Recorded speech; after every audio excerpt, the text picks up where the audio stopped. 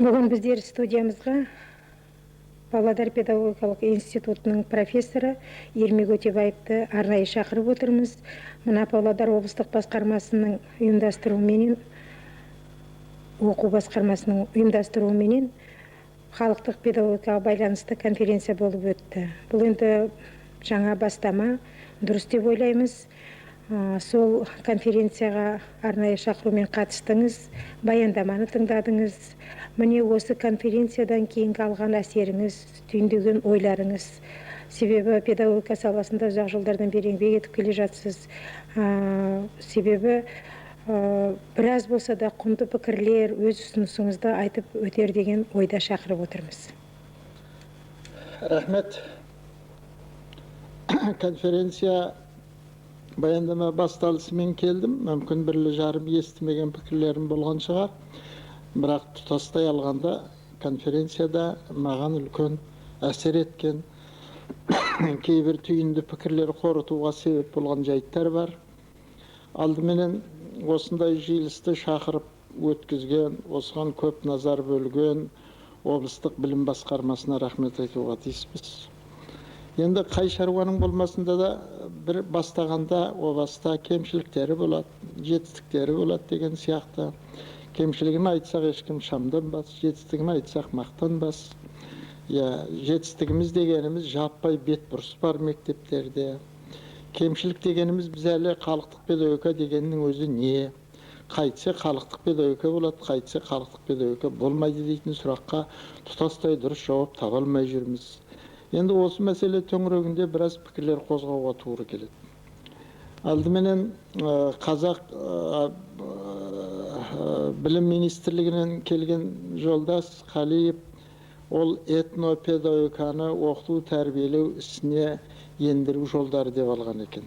Қазақ этнопедагогикасы деп. Менің айтарым, жалпы баяндамашының ниеті дұрыс шығар, бірақ бізде этнопедагогика болмайды, ол қате пікір. Қазақтың халық педагогикасы бар. Этнос дейтін ол үлкен халықтың ішіндегі шағын ұлттар, шағын халықтар, солардың бала тәрбиелеу мәселесіндегі өзіндік ерекшеліктері ғой.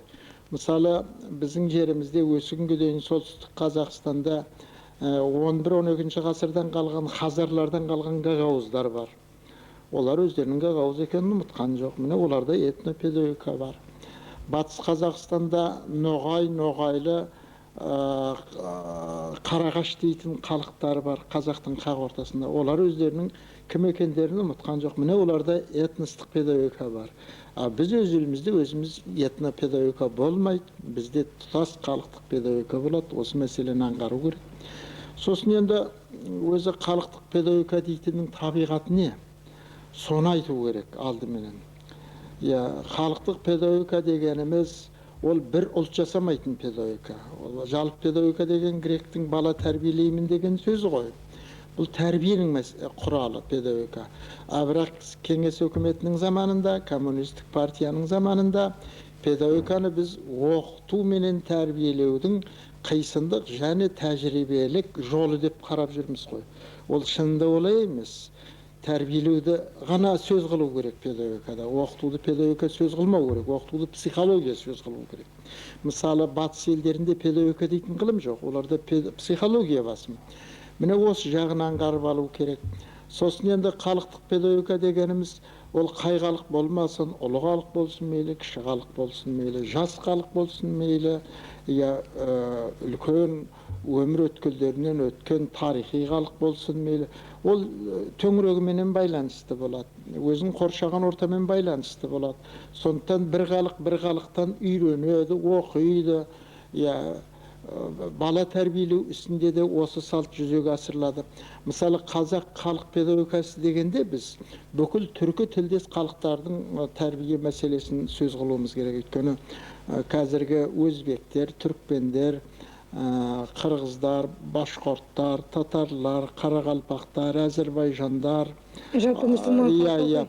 Ал сосын мұсылман болмаған о бастан басқа дінді ұстаған, мұсылмандық дәуірде біздің құрамымызға енбеген түркі халықтары бар. Мысалы, венгерлер, ғұндар дейтін солар, финдер, сахалар, жапондар, Қытайдың айни дейтіні, шоқшылар, чукчи, эскимостар, бұлар мұсылман емес. Бірақ бұлар түркі халықтары, шуаштар, олардың да бір кезде мына бала тәрбиелеу ісінде бізбен ортақтас бірімізге біріміздің қосқан үлесіміз бар. Оны да шығарып тастамау керек.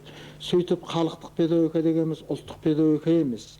Ол жалпы халықтық, түркі халықтардың бәріне ортақ деп айтуға болады. Болмаса басқа халықтардың да жағдайы осындай. Сондықтан ұлттық шеңберден шығу керек халықтық педагогиканы әңгіме жасағанда. Сонда ол халықтық бола алады. Этник педагогика болмайды ол. Бұл үзілді кесілді дұрысталатын нәрсе. Енді сонда оқу тәрбиелеу жұмысына қалай енгіземіз дейтін сөз болды ғой. Алдыменен енді қазір біздің соңғы 70-80 жылдары оқытуды да педагогикаға жүктеп қойдық. Шынында педагогикаға жүктемеуіміз керек. Өзі педагогиканың құрамына 4 нәрсе енгізіп қойдық базы. Бірінші оқыту, учение. Екінші тәрбиелеу, воспитание. Үшінші үйрету, обучение. Төртінші білімдендіру, образование. Міне осының бәрі педагогиканың шаруасы деп қойдық. Шынында педагогиканың шаруасы тек қана тәрбие болуы мүмкін. Енді жарайды, солай келісілген екен, ол өзі қалыптасып кеткен екен. Енді соның ішінде бір-бірінен ажыратып ала алмай енді ажырату қиын болып барады. Мүмкін төбе кейін бұған бет бұрыс болатын шығар. Табы осы ғасырда 20-30 жылдың ішінде бұлар ажырап жеке-жеке бағыт алып кетеді деп мен айта алмаймын. Сіңісіп кеткендігі соншама бұлардың. Енді тәрбие мәселесіне көбірек көңіл бөлу керек әрине. Баяндамада мысалы ауыз әдебиеті мәселелерін жаңылтпаш, тұрмыс салт жырлары, лирикалық жырлар, басқа шығармалар, мақал мәтелдер, болмаса әдет ғұрып, дәстүр бәрін халық педагогикасы деді. Ол дұрыс емес. Ол еш уақытта халық педагогикасы болмайды. Әдет ғұрып, дәстүрде этнография ғылымы бар, оны сол тексереді. Әдебиетті әдебиеттану ғылымы бар, оны сол тексереді. Енді өткен заманымыздың өмірі, оның сипаты сияқты қоғамдық формациялардың тууы, жойылуы, туу сияқты нәрселер тарих дейтін ғылым бар, оны сол тексереді. Ал мына жолменен біз математиканы да халықтық педагогика, физиканы да, химияны да, биологияны да халықтық педагогика деп кететін жайымыз бар. Бұл дұрыс емес. Оның басына ашып алу керек. Халықтық педагогика дегеніміз, ол әлі ғылым болып қалыптаспаған нәрсе. Арнайы оқулықтар да жоқ. Оқулықта жоқ, оның бағдарламалары да жоқ. Жалпы педагогика дегеннің өзі ғылым ба, өнер ме дейтін мәселені де күн тәртібі қойылады. Педагогика таза ғылым демес, таза өнер демес. Педагогика сөйте тұра бір жағы ғылым, бір жағы өнерде бола алады. Ол өзеліне мәселе. Енді сол тәрбие мәселесінде тіпті ас су даярлау, келін түсіру, қыз ұзату, сол салттардың бәрі кірмейді, ол педагогика емес. Мен осы арадан бір айта кетейін дейтін теледидар көрушілерге, мына мектептерде жүргізіліп отырған әлі келін түсіру сияқты, сәлем ету сияқты ибалық әйелдер ғұрпын қыздарға, еркектер ғұрпын ұлдарға үйретуіміз дұрыс емес. Бұрын қазақ, өздеріңіз білесіздер ғой Ғали, сіздердің үлкен аналарыңыз айтқан болу керек. Басына жаулық салған қызды немене әйел болып кете алмаймын деп қорқып жүрсін бе деп қатты зекіп тастайды тұғын. Ондайды салдырмау керек. Мен өзім оған қарсымын. Қызды қыз қылып тәрбиелеуіміз керек, ұлды ұл қылып тәрбиелеуіміз керек. Салттың, дәстүрдің бәрі тәрбие емес, бәрі және тәрбиеге қарсы да емес. Сондықтан дәстүр қайсы, салт қайсы, ғұрып қайсы, тәрбие қайсы, осылардың жігін аршып алуымыз керек. Осы мәселе осылай кете беретін болса, осы мәселе осылай кете берсе, дінде тәрбие болып бара жатыр. Дін еш уақытта тәрбие болған емес. Дін дейтін ол идеология ғой, ол сана ғой, ол тәрбие емес. Ана сол жиылыста білім басқармасының бастығы дәйкеніп, жолдас сабақтарды бісміллә деп бастауды қою керек деді. Онсын мен қосылам, ол дұрыс. Біздікі өзі зиялы қоғам қой. Біздікі зиялы мектеп қой. Светское общество, светская школа. Оны ана дінмен шатастырудың қажет жоқ. Бұл екеуі бәрібір бір шаңырақтың астына сыймайды. Ал енді бірақ дін сабақтарын өткізуге мектептерде бола ма? Дін сабақтары дейтін сабақ жоқ, ол болмайды. Ол болмайды, оны істеудің қажеті жоқ. Ал әдет ғұрыпты, адамияттылықты, әдеп әдет емес, адамиятлықты оны сабақ етіп өткізуге болады. Енді бүгінгі сол енді конференциядан кейін, әлгі түстен кейін 10-шы мектептерде мына гимназия интернатында сол жаңағы әдет ғұрып, салт дәстүрлерді көрсетуге тырысты ғой енді. Негізінен біз соны көрдік бүгінгі хабарымызда. Бірақ енді ол тәрбие тек қана тәрбие емес қой. Оның бір жағын білімдарлық мәні бар, бір жағы эстетикалық мәні бар, сұлулық мәні бар. Оның барлығын тәрбиедей бермеу керек. Өзінің әрқайсының атқаратын қызметі бар. Сосын халықтық педагогика дейтін ғылым емес. Жалпы педагогиканы бір жағынан ғылым, бір жағынан өнер дейміз. Халықтық педагогика дейтін ғылым жоқ. Ол тек қана өнер. Бала тәрбиелеу оны халық жасайды, оны ата-ана жасайды, оны ана ұлдар мен қыздар жасамайды ол педагогиканы. Міне осылай ету керек.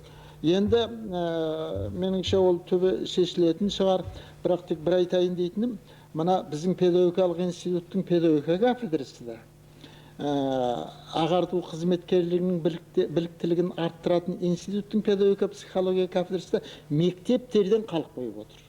Мектеп алдында олар борышты. Олар мектептің алдында шығу керек. Мектеп оларға ілесу керек. Қазір бұлар мектепке ілесе алмай отыр.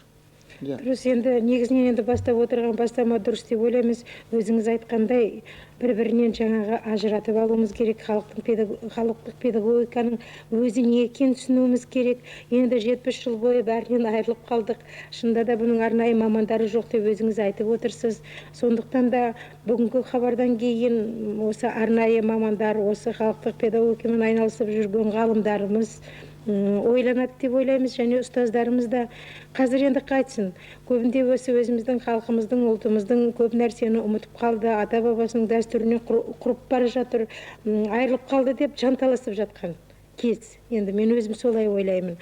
Сондықтан да енді осы бастаған бастамаларына енді біз дұрыстай отырып, осы сіздің айтқан жаңағы ұсыныс пікірлеріңізді ол кісілер түйіндеп, әлгі бөлу жағына келгенде, қалай бөліп іріктеп деген сияқты. Әлі де жұмыс тек қана басталды деп ойлаймын. Бастала да қойған жоқ. Иә, бастала. Ниет бар. Мен бар. қазір былай дер едім. Педагогикалық институттың педагогика кафедрасын халықтық педагогика кафедрасы жасау керек. Бірақ оны істейтін онда қазір көрінбейтін мүмкіндік. Көрінбейтіні онда қазақ халқының педагогикасын, жалпы халықтық педагогиканы білетін кісілер отырған жоқ. Мамандар жоқ. Мамандар жоқ. Тіпті білгісі келмейді. Қазақ тілінде шыққан педагогикалық кітаптардың алды 1000 жыл болғандығын білмейді.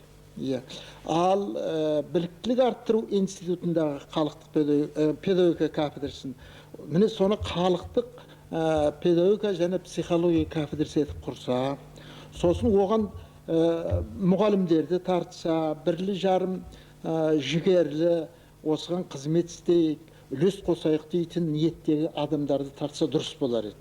Меніңше онда бұрын оқу мәселесін облыс бойынша басқарған жақсы білікті азамат отыр. Ол қазір бетбұрыс жасау керек. Нағыз халықтық педагогика болудың үлкен бір шарты бар. Ол партиялық, советтік, лениндік, маркстік, октябрь революциясы және басқа социалистік сананың бәрінен құтқару керек педагогиканы. Сонда өзінен өз халықтық педагогика қалады. Ал аналар қосылып тұрған кезде, аналар тек түгін теріс айналдырып қайта сол күймен келіп тұрған кезде халықтық педагогика баспайды. Дұрыс. Онда біз мектептерді шатыстырамыз, мектептер көп қателер жібереді болады. Дұрыс, енді айтқан ойыңыздан кейін ой түйіндейді деп ойлаймыз. Әңгімеңізге көп рахмет. Сіздің ұсыныстарыңыз, тілектеріңіз тек қабыл болсын дейміз. Рахмет.